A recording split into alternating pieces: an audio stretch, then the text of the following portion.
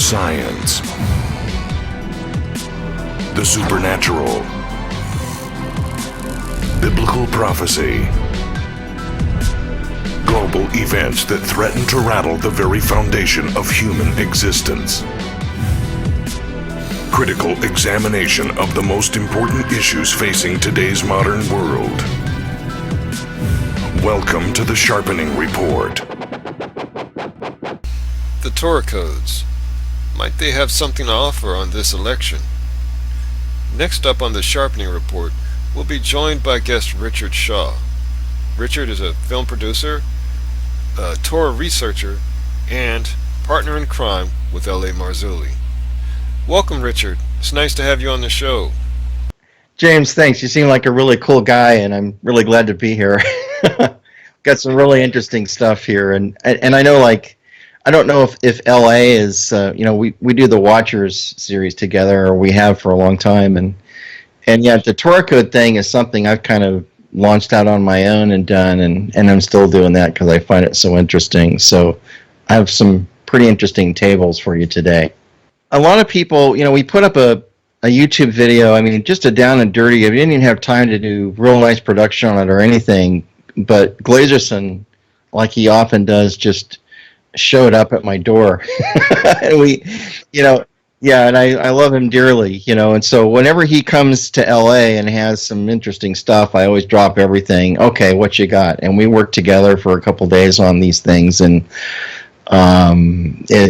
so we put up what we'd come up with on Hillary, and that's already gotten like 44,000 hits on my YouTube channel, and I have those tables today. But everyone was writing in saying, what you got on Trump? Everybody wants to know if we have Trump tables and what the Torah Codes say about the election. So I have about 10 tables here that I can start showing you. And what I can do here is, since we're Skyping this together, I will switch screens. This is a really cool picture from Hieronymus Bosch. Yeah, called Carrying the Cross, which it just, all these dudes that are around Yeshua are like really crazed looking. It's just, I don't know, this is just incredible. So that's kind of my screensaver. So this is a folder with all of these new Torah codes, and let me start with this one. This is one that, just to show how sometimes these things actually do, and I have to preface all this by saying, we're not predicting the future. We're not going to make any such predictions. But what we do, we're just looking this stuff up and seeing if it's in the code. So I'm going to preface all of that by saying this first, because otherwise I'll have a lot of my good friends upset with me, because we don't want to promote these codes as if we're looking into a crystal ball, because that's not how you use them, okay? There's this thing that was discovered in 1976. There was this Professor Rips is a brilliant mathematician, and I did this film called Torah Codes End to Darkness that's been out for about a year. And I covered Professor Rips' life in it, and I'd always kind of, I read about him like you did in Michael Drosnin's book, and his book kind of elevates Rips to the level of kind of like rock star, and so I had always felt like that about him, like this guy is an incredible person, and I'll probably never get to meet him. Well, now we're, good friends, which is just, the idea that ever would ever happen is like miraculous, and along with Rabbi Glazerson. So Professor Rips was introduced to a guy named Rabbi Yaniv, and Yaniv had delved into a book written by another rabbi in the 50s by the name of Weissmandel. And Weissmandel was another brilliant mathematician. And it was Weissmandel's theory that if you skipped every few letters in the Torah, you'd come up with other words. It was like encoded. And he did that by counting with his finger. So like the first codes that he ever found, and I kind of had to tell the story because it's what keeps me interested in the codes, I have to say. Because if you can do this with your finger, then there's like a big clue there. So he started on the letter Tet in Hebrew and counted every 50 letters, and it said Torah. Now, that was in the book of Genesis. So he thought, it's just a fluke. So he thought he'd try it in the book of Exodus. Goes to the first letter, Tet, in Exodus, or T. Skips every 50 letters, and it says Torah. So now it's done it in 2 books, just counting with his finger, no computers, no nothing. Because this was like, I don't know, 1951 or something when he did this. There weren't computers available to people back then, personal PCs. So then he does it in the book of Leviticus, the middle book, and it didn't work. He goes, oh, well, But then he got to thinking, see, to the Jews, every number is significant. So the number 8, you got the little circle and the big circle, and it's the union of God and man. That's what they think. So he goes, I wonder if I'd skip 8 characters in the book of Leviticus. So he starts out and it spells Hashem. And Hashem is the Jewish name for the God of no name, which is really cool. So Hashem is God, essentially. And so then he tries skipping 50 spaces again in the book of Numbers. And it spells Torah again. But it spelled it backwards. So Rips was saying, Rabbi Yaniv showed that Weissmandel had come up with this idea of skipping letters, and Yaniv suggested to Rips in 1976 that there needed to be a computer program written to do actually that. Well, the only computer that was available in those days was an Apple II, and it didn't have a whole lot of memory. So the problem with that was there was also no Hebrew fonts. I mean, you got to think about those things too. There's no Hebrew. What they did, they converted all of the text to numbers, all of the letters of the Hebrew text, and then they fed that into the computer. So it was a simple. Rips thinks it's real simple. I'm going, man, you're just getting pages back with numbers on them. How in the world, I mean, to me that was like. And he goes, oh, it was quite simple. I'm going, yeah, for you it's simple. For me, it would not be simple. Anyway, that's how they did that. So he started looking up, as most of the rabbis do, famous rabbis from history, and one of the first people he looked up was the Vilna Gaon. Now, the Vilna Gaon is called the Genius of Vilna. He lived in the 1700s. And he was the guy that said that the Torah was the blueprint of creation. And so his name comes up on a single line in the Torah. His birth, his death, everything about him appeared in the Torah Codes. So Rips told me that was the first time he realized that he wasn't just going crazy, that there was real factual information in there, and so they took it from that. So in the late 80s, early 90s, Dr. Alex Rotenberg got involved, and this guy is like another mathematical whiz, graduate of Moscow University, and a really cool guy. I've been to his apartment in Jerusalem, and Dr. Rotenberg came up with this idea that we use today to do it in a graphic sense that looks like a crossword puzzle, so we could see how all that stuff works. And so we're essentially using his idea and Rips's codes, his computer code. And Rips worked with 2 other gentlemen back in those days. He worked with a guy named Doron Whitstam and another guy named Yoav Rosenberg. And it was that first team of 3 people that figured this all out. And Rips kind of spearheaded it all and carried the ball through and still does. So when I get a table from Professor Rips, it's something really special. I mean, it's the guy who had the insight to get this done and knew what people to talk to, and they all worked together and came up with it. So here we go. Now I'm going to change the screen back. Well, you can find the names, but what ends up happening, and if I can find the file, I can show it to you later, you end up with words that you look for, but they're like scattered all over the place. And when you look at them in the Torah, they're all like touching or in parallel rows next to each other or in complete sentences. I mean, there's a vast difference. Yeah, and sometimes the skips are incredibly small, like 4, like Pinlight my company name is like every 7 letters if you know where to look for it. I mean, it's just like, it's ridiculous. And he said Glazerson actually found the name Pinlight in one reference every 4 letters. You wouldn't even need a computer to look up my company name in the Torah. It's just like, it amazes me. But there is. I mean, I don't know what to say. So here we go. I'll start with this because, can you see this okay?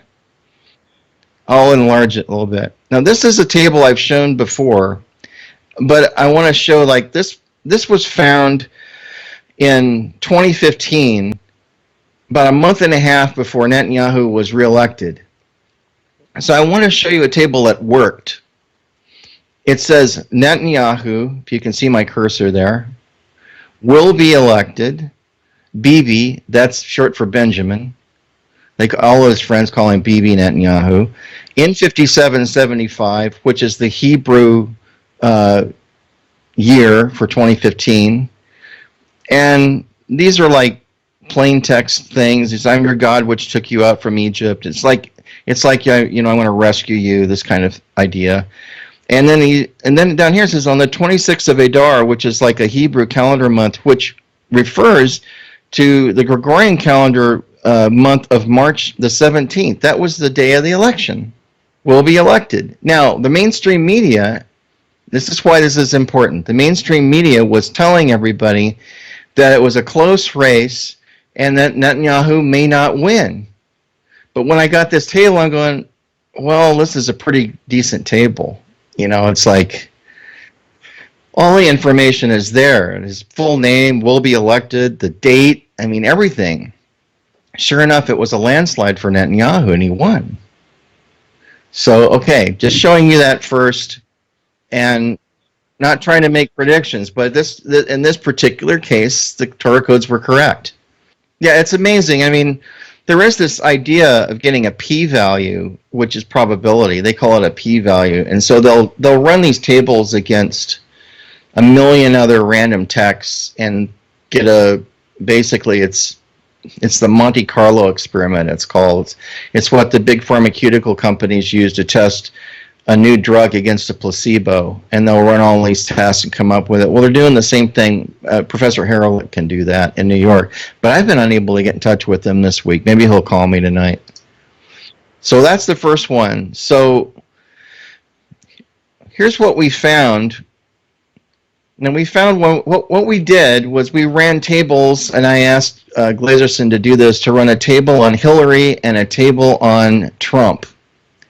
And then we could look at the probability for each of those tables and the amount of information that appeared to see how complex or how accurate those tables appeared to be. And then we could make kind of an assumption that, well, maybe it's leaning more to this person rather than the other person. And that's what happened in 2008 between McCain and Obama. And Obama's tables looked stronger than McCain's, and indeed Obama got elected. So, I mean, that's all we can do, because we don't want to predict anything or tell people false information. But so Rabbi Glazerson did this table for me. It basically says Hillary president, which is kind of interesting. It's all in one line of text. And it says in the U.S., and the U.S. is actually touching this other row, Hillary president. And then down here it says will be elected. So this was the most recent table that I got about the election from Rabbi Glazerson. However, as cool as this table looks, that's all the information there was in it. There wasn't really anything else. So what we can look at is another one on Hillary. This is Hillary Clinton will be elected in the U.S. in 5777. That's now, essentially, the Hebrew calendar.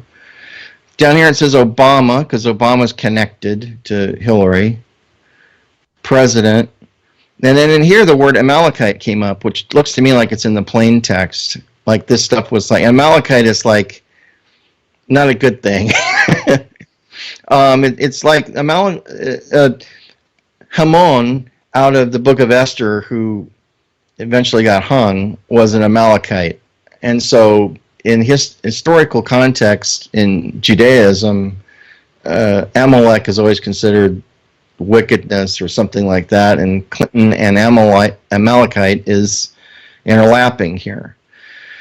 And in my entire life, living in the United States, I've never seen a presidential candidate with more baggage than Hillary does. I mean, it's unbelievable. So then this is the one that's up on my YouTube channel. Let me expand it a little bit here. There was so much information on Hillary in here that it says Hillary and Obama, and you'll notice that they're both at kind of an angular skip here. No one's forcing these things to come up at these angles. This just happens naturally. It's called resonance. Obama and Hillary are intertwined very almost in the same diagonal line.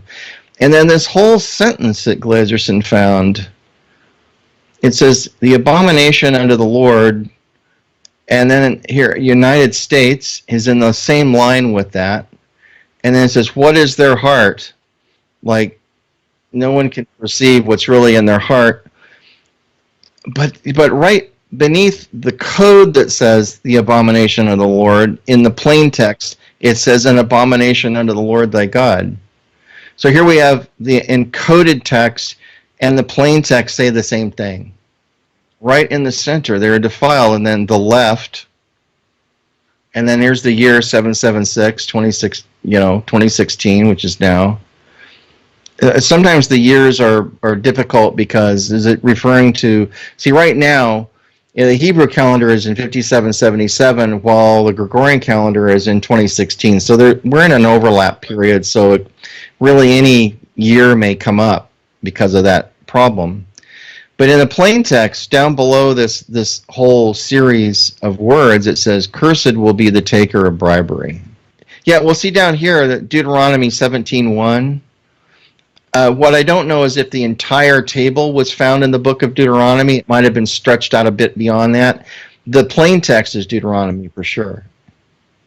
But sometimes when they do searches, the code will scan all 5 books and come up with something. And yet what we're looking at is one page out of the book of Deuteronomy, and that's what it says. And so a while back, I found this article where this FBI agent got into a chat room and was basically talking about all the corruption in the Clinton Foundation, and I wrote a story about that. I gave that to Josh because he wanted to see it, and you're welcome to read it too. It was actually published last month in L.A. Marzulli's News Mag. But basically it was saying all these things about how much corruption there was in the government. So I sent that to Professor Rips because he was writing me with concerns for America. So I sent him this story. And so he sent me this table yesterday, which just blew my mind because I wasn't expecting anything from him, but he sent me this.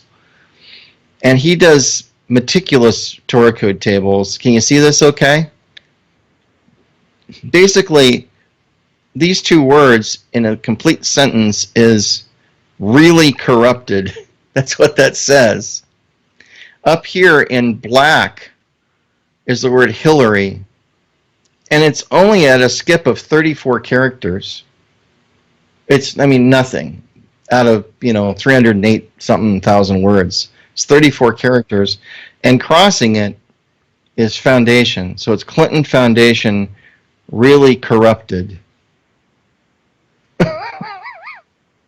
And you can see up here it says 34. That's the skip, which is like nothing. But we're talking about not some guy that's using the King James Bible looking up bogus codes in English, which is not, you can do it, but your results are completely, variable. You can't get good results by using the Old English to look up a Torah code table. You got to use the original language. Otherwise, you're just kidding yourself. So these are the guys that know what they're doing. That's why I don't look up my own tables. I'm not an expert in Hebrew. I'm a filmmaker. So these guys do this, and the fact that they even do it for me is, I feel enormously honored that they do. But so he did another table. Now this one really cracked me up because it was so insanely detailed, and there's no way this could possibly be just a random chance kind of thing. So here are the words. Hillary is right here. Can you see my cursor? Because I'm not sure you can see that. Here's this table. This is Hillary, which is really only one character between.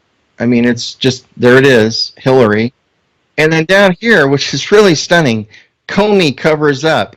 And we know Comey is the FBI head, chief that basically said he wasn't going to prosecute.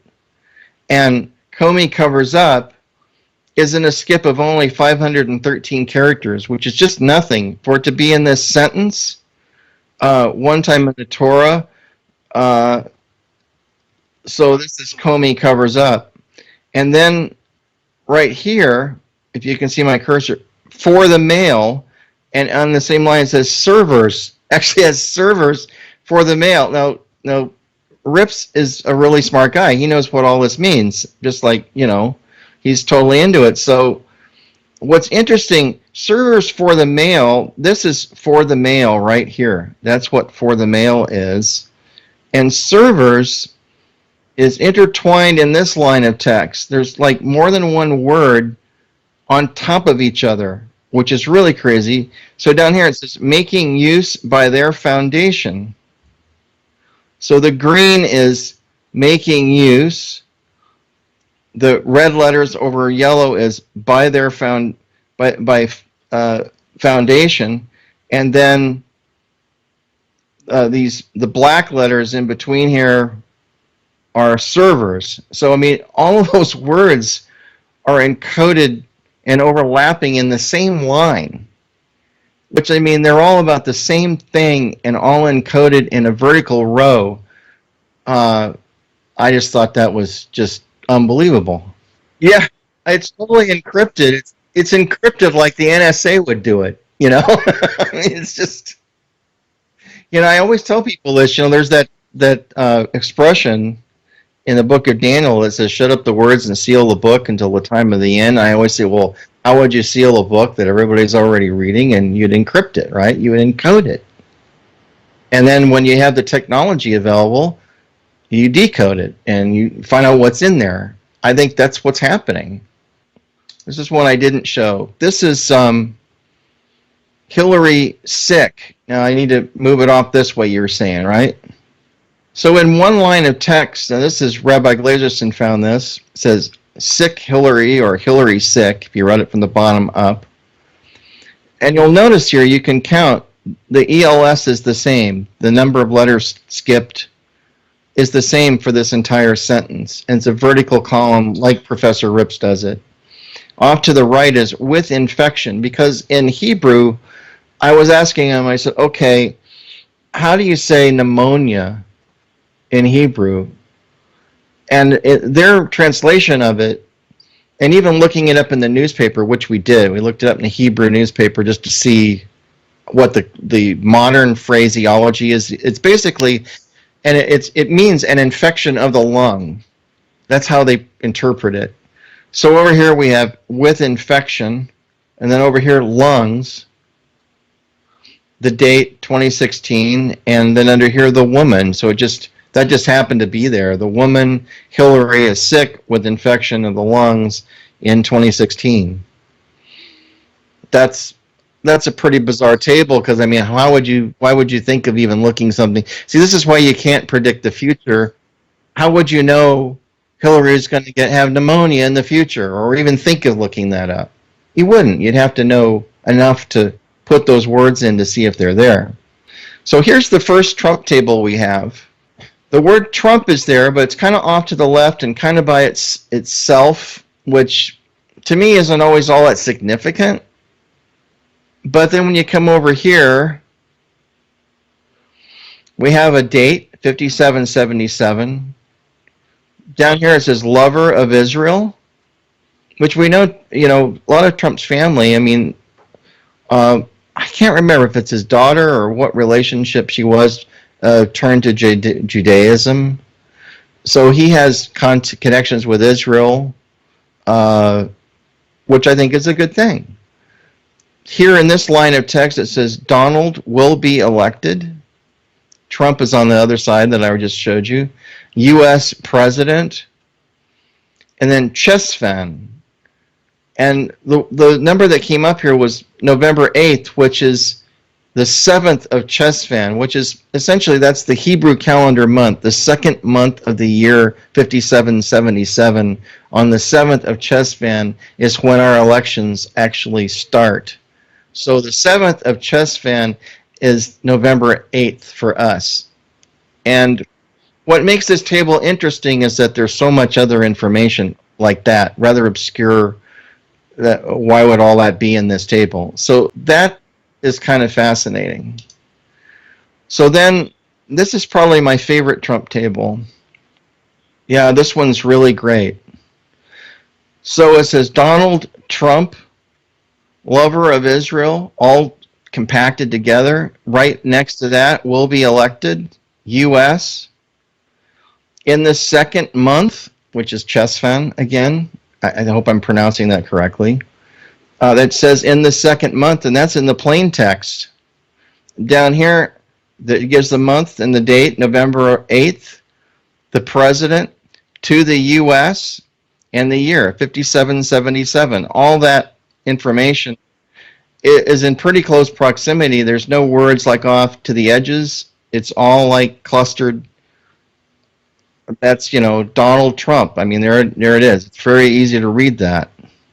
I don't know how many times the word Donald Trump appears in the Torah, but sometimes the phrase only appears once. The rabbis will say, and this was only once in the whole Torah, they'll exclaim that it's like, an important thing because it was only in there one time. If it's in there a bunch of times, then maybe it's an easier thing to find. So, you can't always tell. I think in the case where you have a table like this where there's so much other information, it was only the negative table of Hillary that I showed that had all of this stuff with it. But yet we still have another one. This is Trump 3. Now this is Donald Trump, president, will be elected.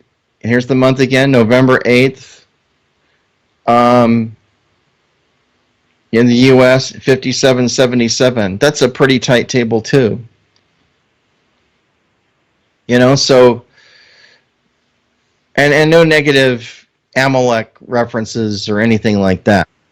After hearing Trump speak, especially recently, I don't know how anyone can take offense with anything he's saying, because he's saying things that are totally accurate, and Washington's completely corrupt. Everybody knows it.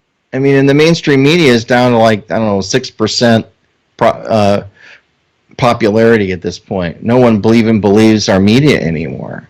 It's a pretty desperate situation. And we could put this whole discussion we're having up on YouTube, and they could pull it because they don't like what we're saying. We're getting to the point of actual censorship now, just to reveal knowledge or information. It's really it's quite profound and scary that that's happening. We may all be relegated to making hard copies of this information and mailing it to people, like on DVDs or something. That's why I'm hanging on to my DVD software, and if I have to do stuff that way, then that's what we'll have to do. No, I'm very skeptical of that, and I think that, what happened right after that occurred, hackers got on and shut down all these websites. Remember that? We had, just a few days after that occurred, people were fighting back. The hackers were fighting back. I don't know if it was anonymous or who was really responsible, but Twitter was shut down. PayPal was shut down. CNN was shut off. I mean, it started on the East Coast and merged out here into California, and so for several hours I couldn't get on PayPal just to slide some money around from one thing to another. I couldn't do it. It just said the server can't be found. So I think they were fighting back. Well, yeah, the UN doesn't have freedom of speech like we do in America, and they don't want us to have freedom of speech anymore. The elites, they want to control everything. It's all about how much money they can make and how much control over others they can have. It's really a sick philosophy.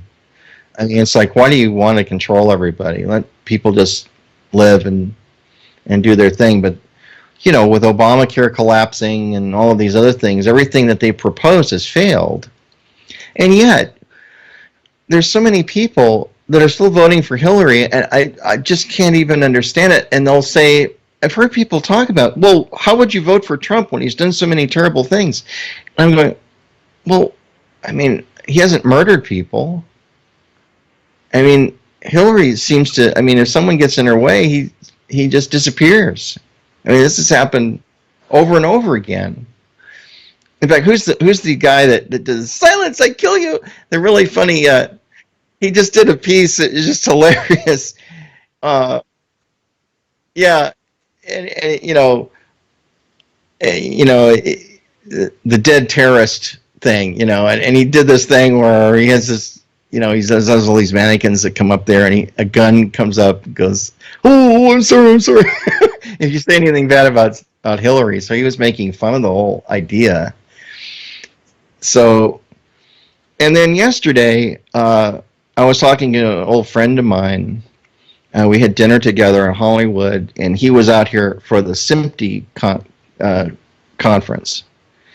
And what's happening in broadcast TV is generally not known by the general public, but the FCC is making a push right now to buy out and auction off spectrum.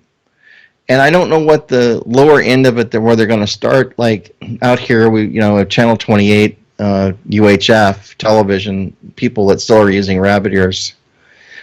But everything above that frequency, from what I understand, and I don't know, don't quote me on this because I don't know where the final frequency ends and their stuff begins.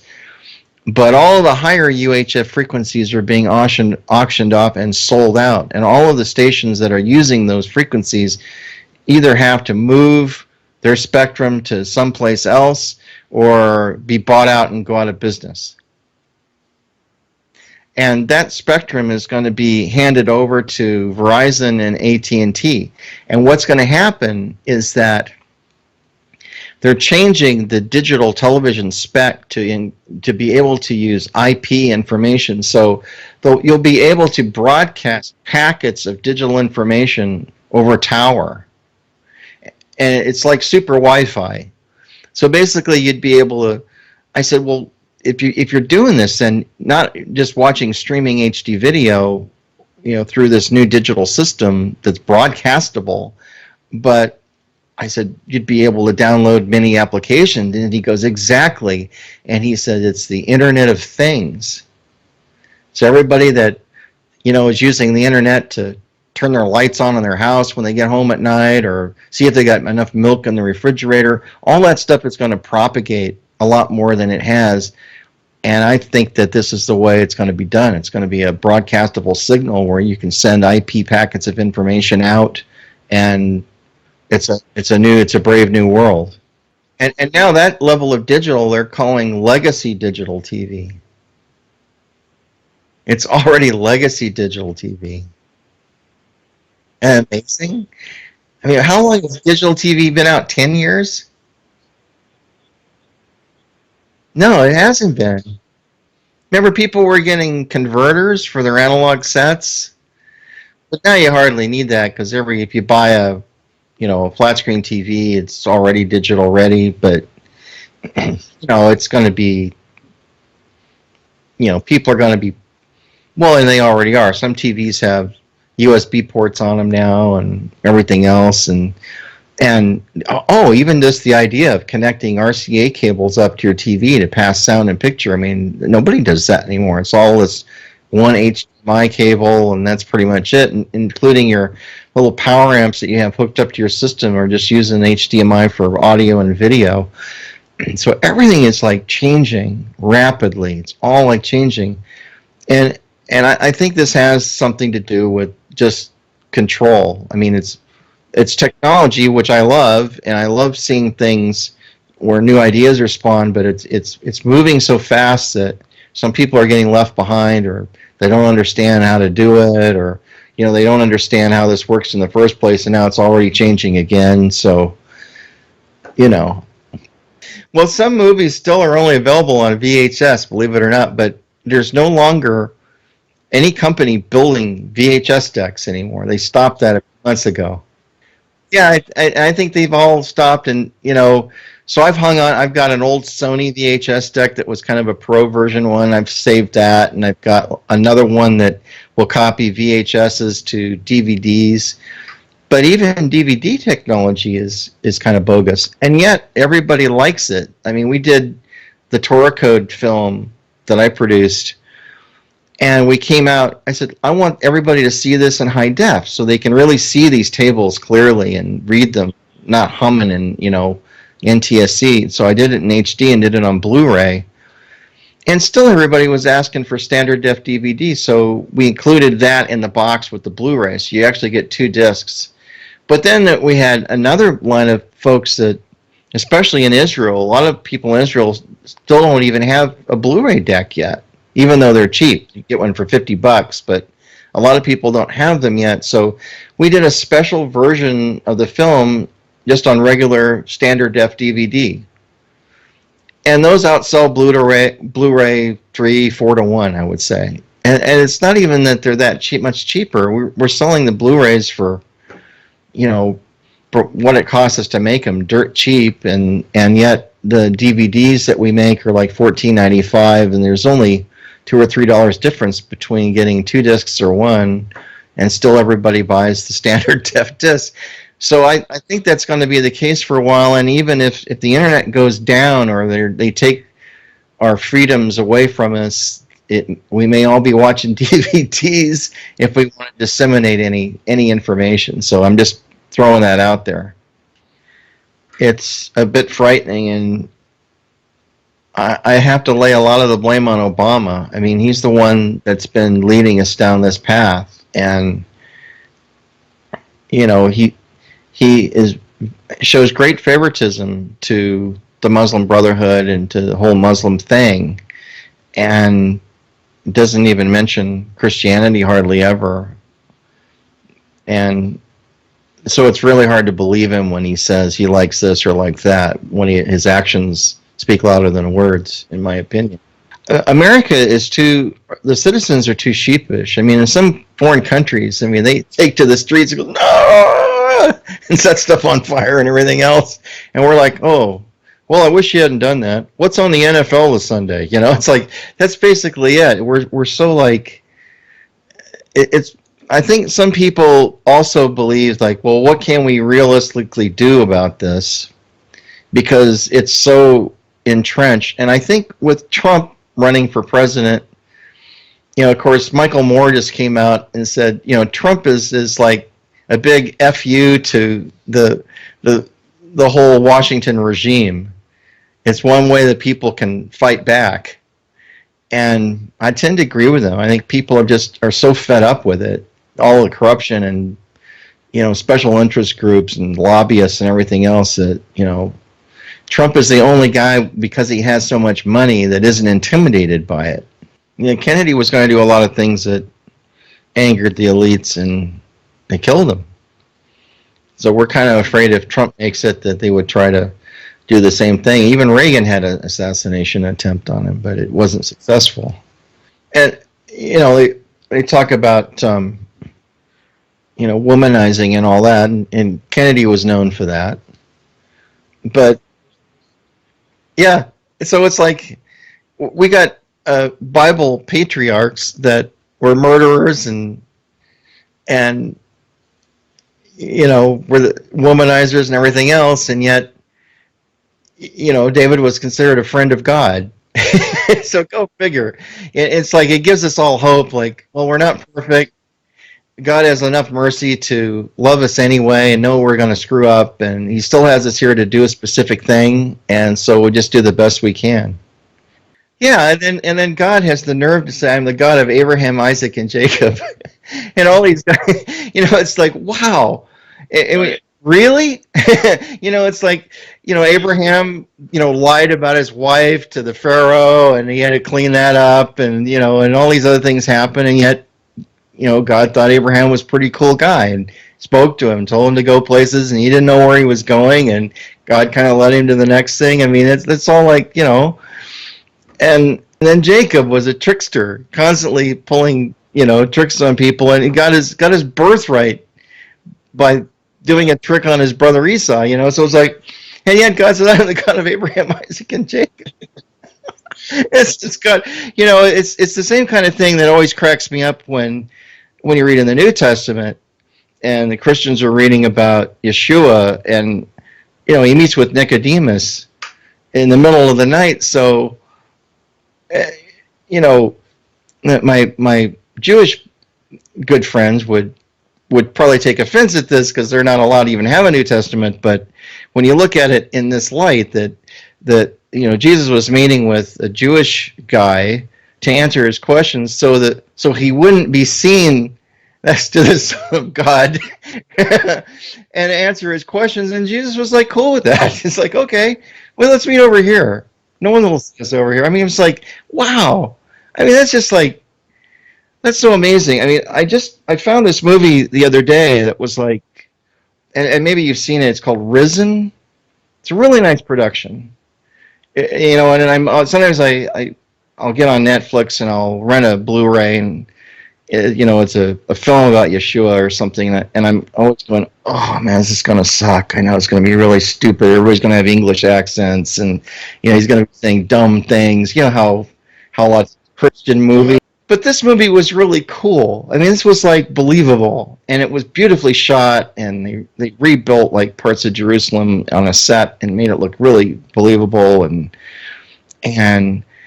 it touched my heart to see it, because it made Yeshua seem like a real person. It's like, and probably my favorite scene is near the end of the movie, and Yeshua is sitting up on this rock on a mountain, and this Roman guy is finally catching on that there's something really happening here, and that this guy is really who he says he is. He's really the Messiah, okay? And he kind of creeps up at night to maybe get to talk to him, which is really cool, because it's like, if you knew like you were all alone and Jesus was sitting there, and all of a sudden your mind go blank, I don't even know. And that's what happens. He goes, I don't even know what to ask, he says, and it was just this cool conversation. Like, I don't know, I just thought it was really cool. And then you have really funny acting, like the Ten Commandments movie. That was just, her parts that are so hilarious because the acting is so bizarre. But yeah, and in a lot of the details we don't know for certain. And I complain to the Lord all the time. All right, we're ready for more knowledge now. And I always tell people all of these things that are happening. And, I had with my friend last night, we were over dinner, and I was telling him, all these crazy things that are happening in the world, UFOs and strange occurrences, and nations acting really crazy, and the Islamic Caliphate, and Obama, and I mean, all these things are completely prophetic. What's going on right now? I mean, it's like there's nothing really surprises me. And of course, an interesting aspect of that is that most of my Jewish rabbi friends believe that the whole Nibiru phenomena has been predicted in their ancient texts, in the Zohar, and the Midrash, the Talmud, all of these ancient, Kabbalah, all these texts that they all have to study to be rabbis, all talk about beings appearing in the end of days, stars appearing that aren't normally there. They talk about a large planet that bringing like it's going to have its own moons, its own other planets circling it, and it'll be seen in the skies for 7 months. Now, this is what it says in Jewish texts. And Christians basically don't even care about this stuff because they don't think it's scripture and they won't. But it's just a matter, okay, well, you don't have to believe it like it's the biblical text. But the Jews are the guys that basically started all of this. I mean, it's like they're God's chosen people. They may have some information that we should be looking at, which is why I respect what these men tell me. And I know them really well at this point and can vouch for their character. I mean, Professor Rips, I've often wanted to send him money just for helping me. You know, he'll look up stuff or he'll go to a lot of trouble to do something. I just want to, he won't take a dime for it. So he's not doing this for money. And he thinks the Torah is a book of miracles. And so his idea of proving that is the case as a mathematician was to go into, if the book is full of miracles, then I should find things in it that are unexplainable or that, you know, so, and that's how he found these codes. And Rips's codes are, I mean, like I was showing you earlier, he finds complete sentences and all of that stuff. And it's totally amazing. And so now I'm trying to work on another project if I can raise enough funds to do it. It's so expensive to do production in Israel and then edit it and get 3D graphics done and all of that. But with all of that said, I'm working on a concept for Torah Codes 2 because I've had a lot of people want a second movie, and this would be the Messiah codes and what they're all finding, you know, and what's being said now. And some of them are working really hard on Gematria and also in the Torah Codes, and they're finding incredible stuff. And I have quite a few tables on it already that, you know, have been sent to me. Yeah, I mean, people need to know what's really happening. And you know, the Christians are looking for Yeshua. The Muslims are looking for their Mahdi to return. Did you happen to see that story in WND just recently, where a Muslim cleric said that the Mahdi was going to return in a spaceship, a glowing spaceship? Yeah, I mean, the whole UFO experience right now, I mean, they just had a big major sighting in Charlotte, I think it was, where there were these lights in the sky that were coordinated and stayed in the sky for, I don't know, half an hour, you know, and everybody was filming them. And that's not an isolated event. I mean, that's happening. Jaime Maussan, who has the world's largest UFO show in Mexico City, one of the last few times that I saw him here in LA, gave me 500 UFO videos. And like I told people, it took me 3 days to watch them all, but I watched them all. And some I could tell, okay, this one's fake. And this one I'm not so sure about, so I wouldn't want to, you know, say that's anything. But then there's this one, and this one that aren't fake, that there's definitely something in the sky. It doesn't look like a helicopter. It's not an airplane. It's not a bird. It's flying in a very controlled manner. And this is happening everywhere, in Italy and in Moscow and in, you know, Israel and in California and, you know, and all over Mexico. I mean, Mexico, it's so pervasive at this point that guys are out there shooting actual physical UFO crafts just floating over villages. I mean, you can clearly see them. I mean, they're like spaceships flying right over the town and almost landing on their roof. That's how close it is. It's like, wow. And then they have the Popocatépetl volcano, which has been erupting recently. And during those eruptions, they've been seeing craft flying into the crater. Now, we don't know what's going on with that. I mean, but there's a whole landing there. Oh, I don't know, must be about a mile away from the volcano, where guys have tripods and cameras and long lenses set up because there's always a UFO there and they want to shoot these UFOs. I mean, it's just common stuff. So I've got to go back down there and film it because I've got a better camera now, and I'd like to get some really good HD video of it.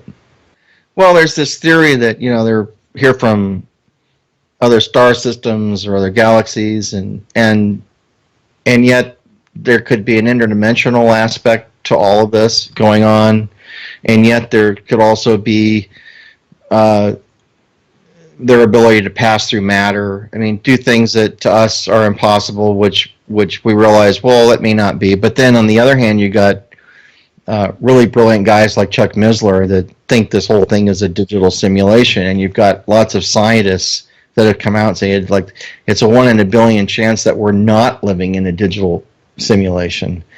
And if that's the case, then it's a matter of cracking the code to be able to do things within our simulation that we're in. And people that have had near-death experiences routinely say it's more real on the other side than it ever is here. So putting all that together, I mean, to me, all these things are like starting to flow together and dovetail. And yeah, and if time is nonlinear, then you'd have that information, and you would know how to, if you're that brilliant, you'd know how to encode it. And whether Hashem or God himself did it, or whether he asked Gabriel to do it, or one of his assistants, there is a really intriguing verse in the book of Enoch where Moses was given the Torah verbally. And as he left the mountain, suddenly he forgot it all in an instant, it said.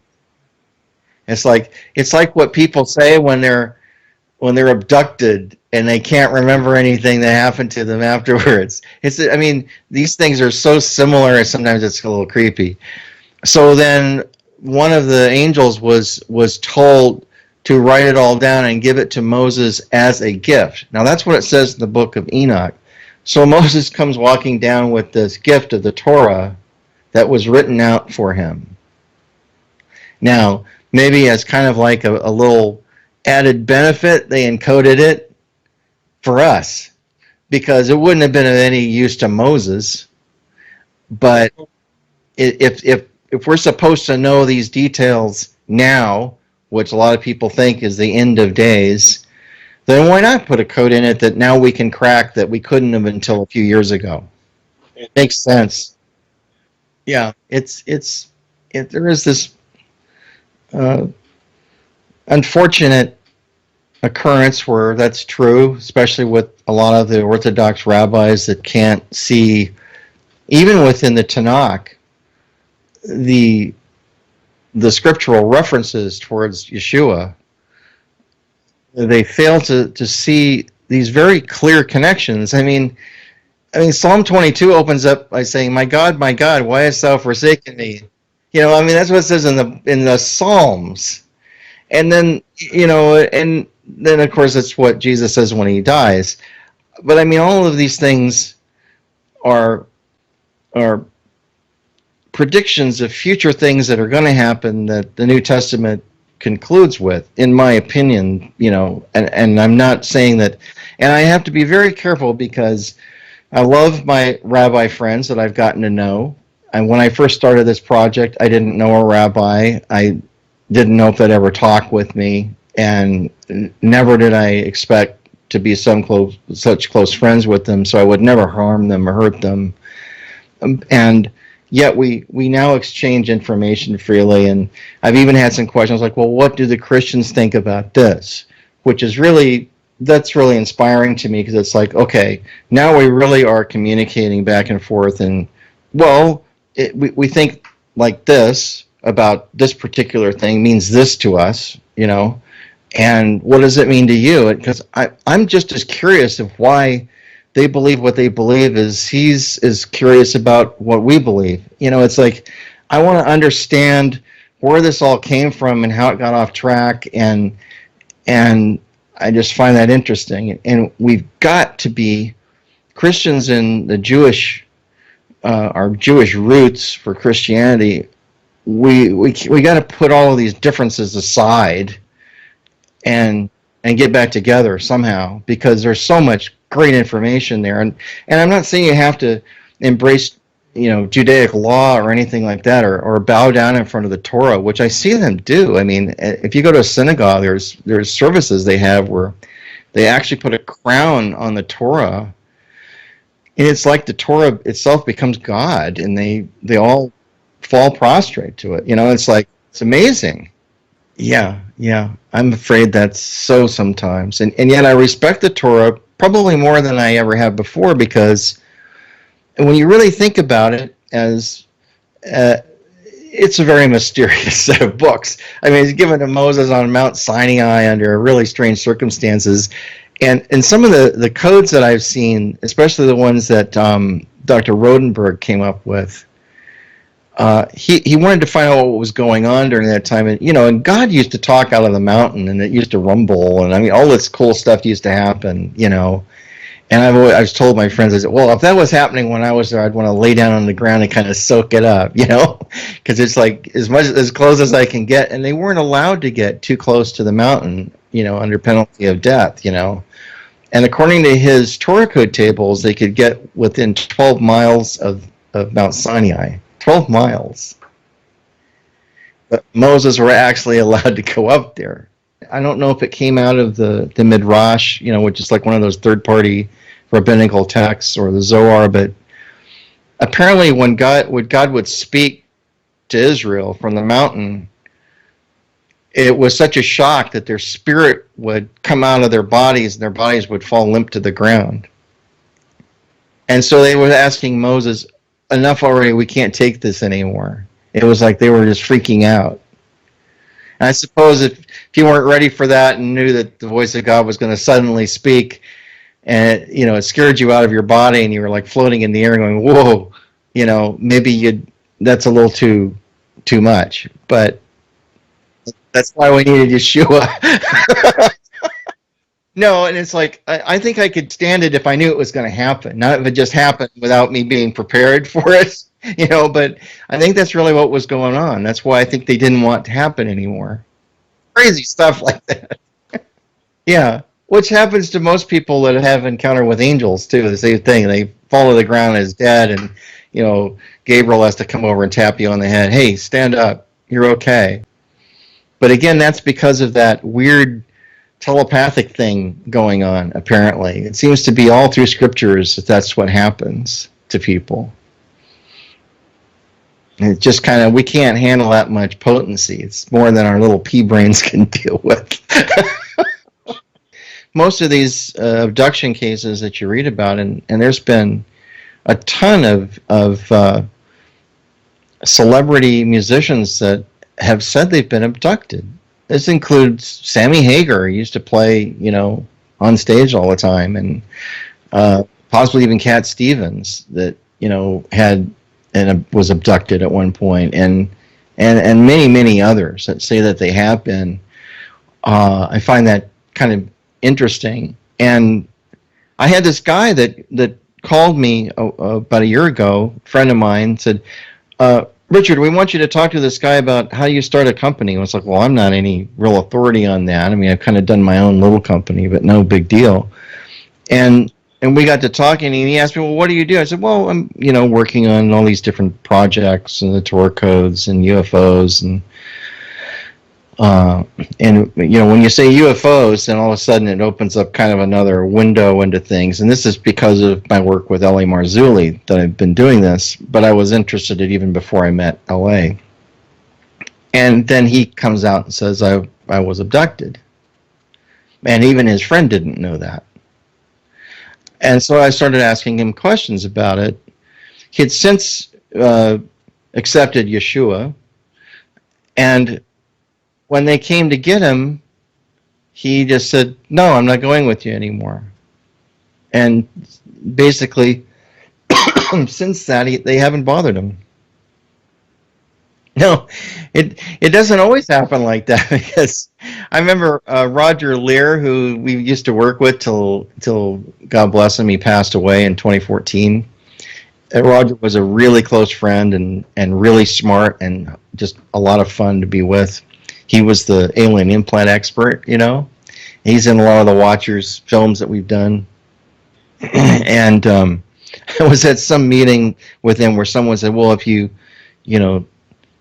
cast them out in Yeshua's name, they won't bother you.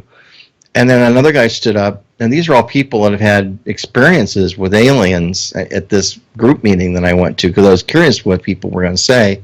And one guy said, well, it didn't work for me. And Roger stands up and goes, well, maybe the alien was Jewish. Which is really, the whole crowd breaks up, because that's Roger's, his personality was, because Roger was Jewish. He had a Jewish funeral and the whole deal, and we got to all throw a shovel full of dirt on his casket, which was kind of an honor. Yeah, I have no doubt that Roger's with God. While he might be a little confused in some of his beliefs, he was a remarkable, wonderful guy. So, people like that, and it also in Zechariah, they will look upon him on whom they pierced and weep as a long lost son. And that's in the Old Testament. So what you gonna say? Yeah, I really totally, and that's like the ultimate verse. But we got to go through a lot of crummy things before that happens, unfortunately. Here's another interesting thing. Where it talks about, and a lot of the rabbis aren't even all that familiar with the passage in Daniel 8 that talks about the abomination. I know you're familiar with that. And then Yeshua in Matthew 24 mentions it again, that, when the abomination of desolation stands in the holy place, then there's this quote that says, let the reader understand. Well, that means it's already in the Old Testament. I'm just quoting what happened. Then, basically, don't go to get anything and head for the mountains. Now, in Luke 21, it says head for the mountains, and Matthew 24 just says, best that it's not in the winter and stuff like that, right? What's interesting now, I think we may have possibly misinterpreted what all of this stuff means, and it may be slightly unfolding, because when you find out what UNESCO has just done, where they're trying to take the Western Wall and say it's a Muslim thing, that, and that the Temple Mount is now a Muslim territory they're trying to foist on Israel, that is like a holy place, right?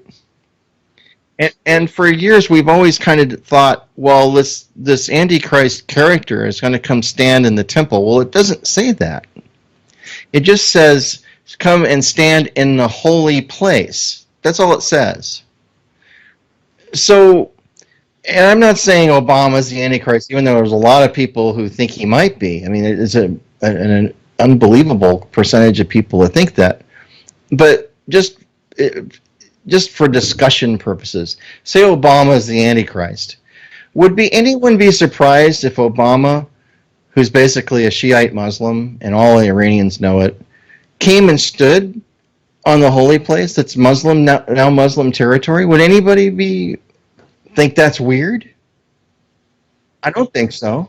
And I'd like to talk with like an elder statesman like Gary Sturman about it or something, see what he thinks. But after reading that, I'm thinking, wow, I could, and I don't think anyone would even be shocked if it happened. I think people would just go, oh, he's come to visit, and then Russia decides to nuke that triggers something, and he's, pissed off Putin in Syria, which he's doing intentionally, I think.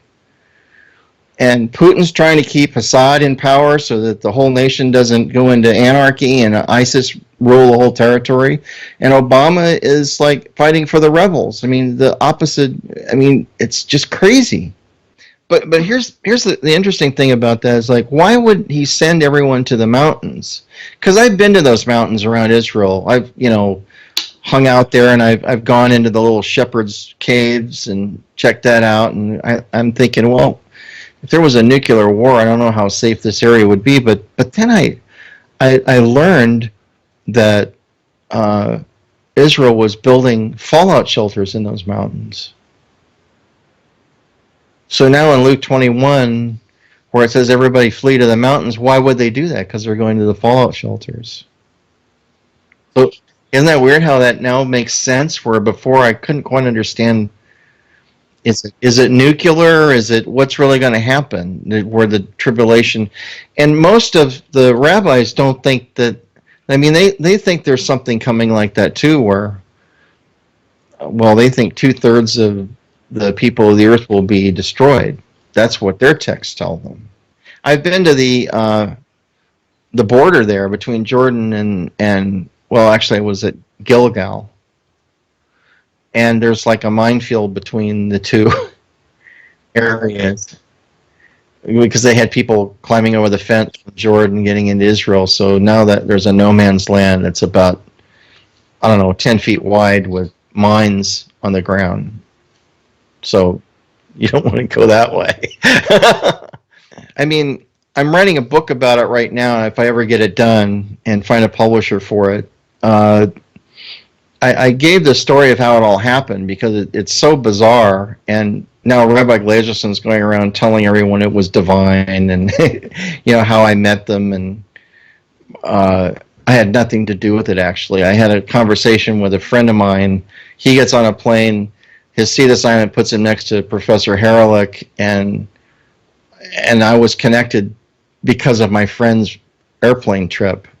He hands the phone to Robert, and Professor Reelection was working with all of the world experts. And so suddenly I was connected.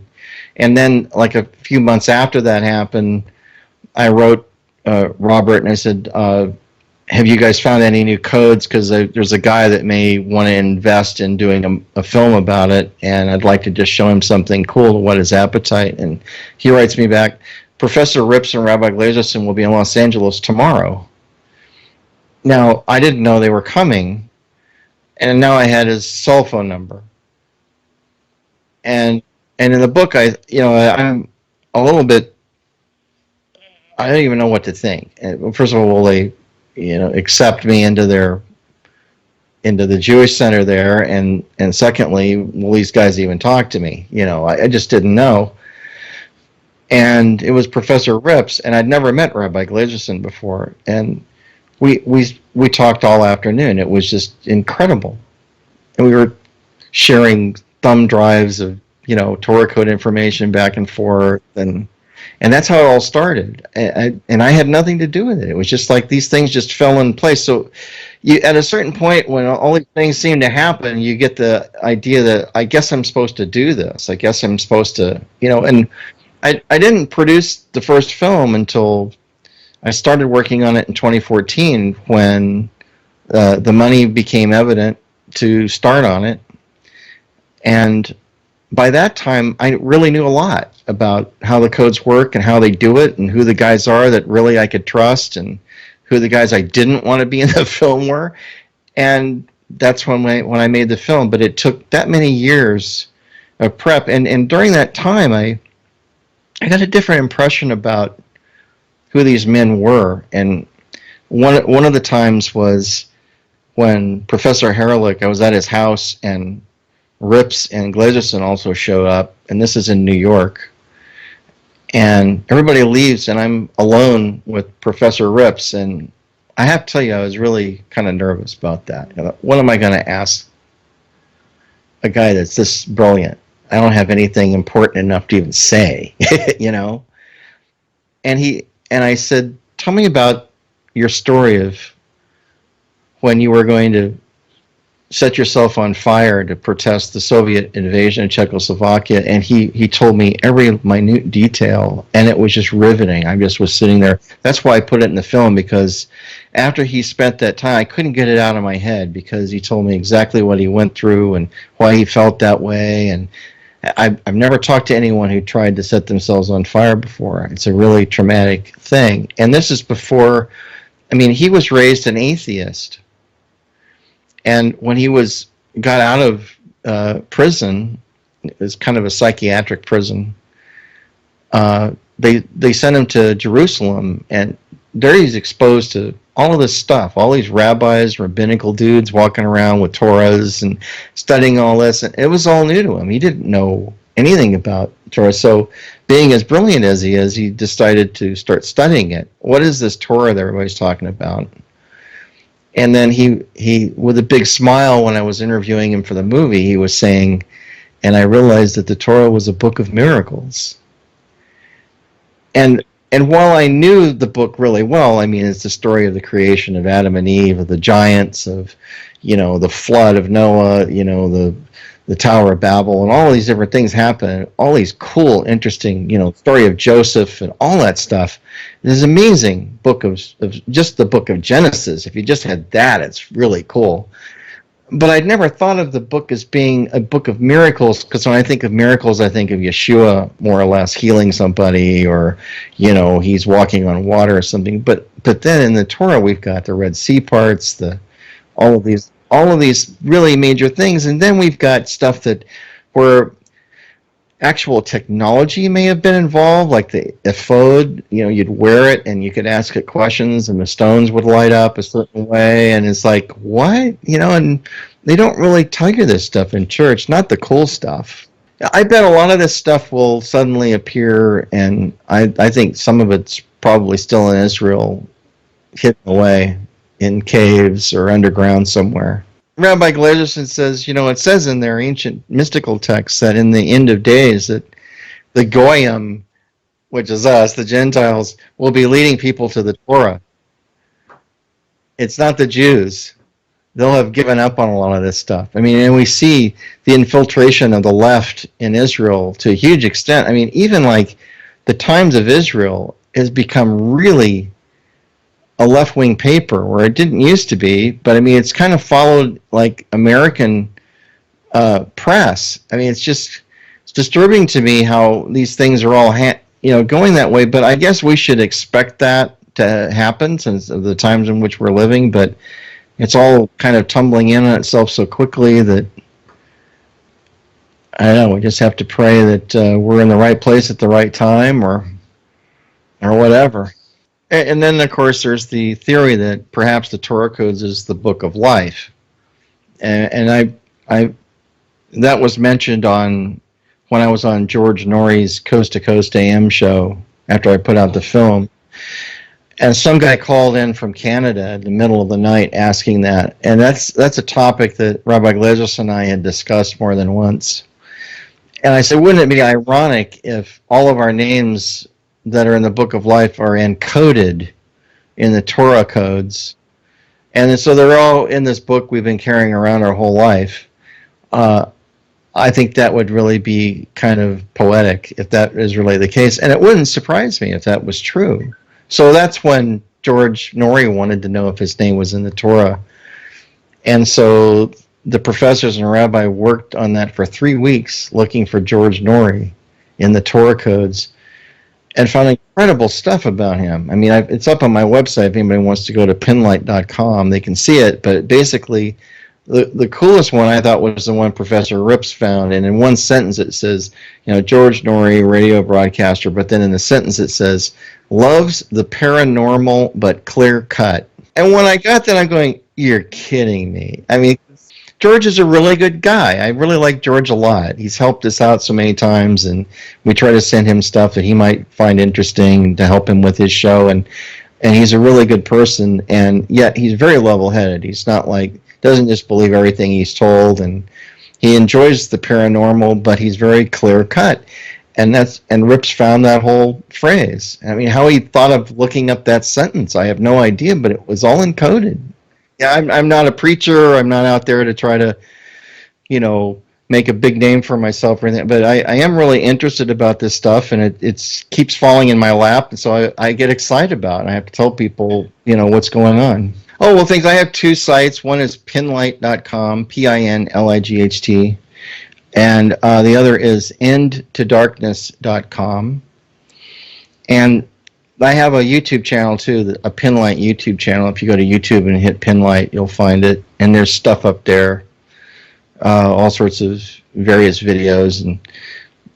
And yet I post a lot of those videos on the Pinlight site and on the End to Darkness site. The End to Darkness site has a way to order a copy of the film, which kind of gets you up to speed on what the codes are all about and shows you what's going on in Israel and all of that. And the next one we do will go into greater depth, and if we get to do it, and I'll let you guys know for sure if that happens. Oh, one other thing, let me say this quick, because I always forget. I have a link on the End to Darkness site, and it's to a nonprofit organization, and it doesn't go to me. It goes straight to a rabbi in New York, and it's for people just to want to contribute to have the rabbis write new software to search the Torah. They're working on such ancient code right now that it's really worried me, because you have to use an older computer. It's not Mac compatible. It'll only work on like Windows up to Windows 7 or something, or maybe 8. But now that Windows is into like 10 and you got touchscreen stuff, it just won't even load. So I'm going, guys, if you guys don't update this software, eventually no one's going to be able to search the codes unless they got an ancient computer. And I said, that's just not good. So I asked Professor Harold, I said, what's it going to cost? He said, well, I need to get a team of people working on it. He said, what do you want to see in it? He's actually asking me. I said, well, I'd like to see like a English to Hebrew translation system in it so that we can actually use correct Hebrew. And I'd like a Mac compatible version too. And I said, what will all this cost? And he said, about 50 grand. So that's what we're trying to do. It's really not that much to write a really complicated piece of software like that. And I know that Dr. Rotenberg is trying to do some updates already and hardly any money. And all of the sales of the Torah Code films, 10% of it goes back to the guys to help them with their research. That's an agreement that I made a long time ago, and we still do that. And then just recently, JLTV, Jewish Life Television, wanted to air the Torah Code film, and they're going to start airing it next year. So that's kind of interesting too. We did a deal with them where they can do it, and I'm going to promote people donating to get the software rewritten, because I just think it's an important thing to do. So anyway, there, I've done my bit. Oh, absolutely. It's been a pleasure. It's the first time we've done this together, and I've enjoyed it a lot. Thank you, James, for having me on. Say hi to Josh and everybody at Skywatch when you get a chance. I must apologize to our viewers. It seems that somewhere during the interview, my audio dropped off, so you're only hearing Mr. Shaw. Hopefully that can get cleaned up in editing. Due to the important nature of this video, we want to get it out right away. So hopefully you're watching and enjoying it now. And if so, please click the subscribe button for us, and like, or even dislike it if you didn't. We just need the feedback so that we can give you a better viewing experience. And pray that you would continue to give us your support of prayers and encouragement. We do like hearing from you. And if at all you wish to contribute and donate, go to our website, thesharpeningreport.com. You get a full listing of our videos, Josh Peck's books and materials, and there's a donate button there. We are not 501c3 associated, but definitely, if you feel that this ministry is of the Lord will bless you. And we pray that He does, even as you bless us. Thank you for joining us on the Sharpening Report.